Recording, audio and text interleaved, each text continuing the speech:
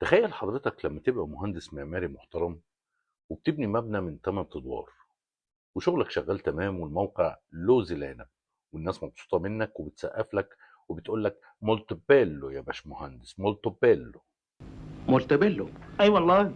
ازاي؟ زي الناس. وفي يوم من الايام بعد ما تخلص الدور الثالث تقول خلاص كفايه شغل النهارده، وتطلب بيتزا وعشان تتغدى وتقول نحتفل شويه بان المشروع ماشي تمام. لكن قبل ما توصل للبيتزا تتفاجئ ان رئيس العمال جاي جري وبيقول لك شي ديزاسترو سينيوري، شي ديزاسترو، يعني كارثه يا هندسه.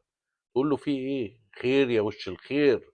يقول لك المبنى يا باشمهندس، المبنى بيميل وهيقع على دماغنا. طبعا انت قلبك هيقع في رجليك وتقول ازاي ده لو كنت ماشي صح. ايوه، ده بالظبط اللي حصل مع المعماري الايطالي بونانو بيتزانو. وبيتزانو دي ملهاش علاقه بالبيتزا اللي هو طالبها، لا، ده المعماري الايطالي اللي بدأ في بناء برج بيزا في ايطاليا. طب ايه الحكايه؟ وليه البرج مات؟ وليه لغايه دلوقتي لسه ما وقعش؟ ما تيجوا نحكي حكايه مبنى برج بيزا او توري دي بيزا.